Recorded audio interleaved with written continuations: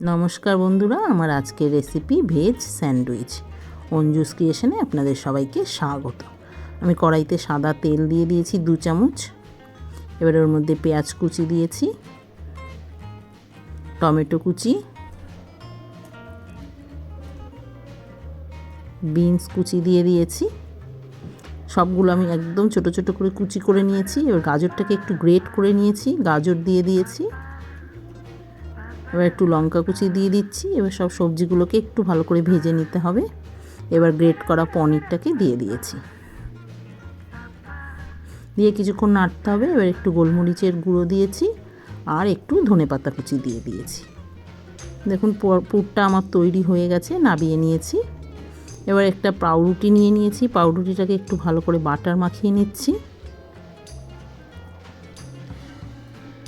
2 piece পাউরুটিতেই আমি butter মাখিয়ে নিয়েছি।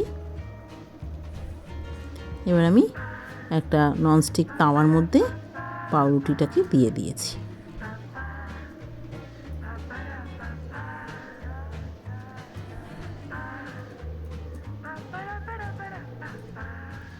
এবার একটু উল্টে দিতে হবে।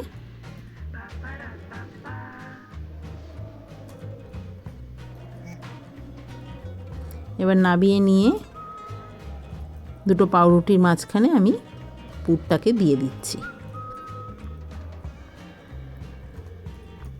এবার আবার একটুখানি তাওয়ার মধ্যে একটু গরম করে নিচ্ছি।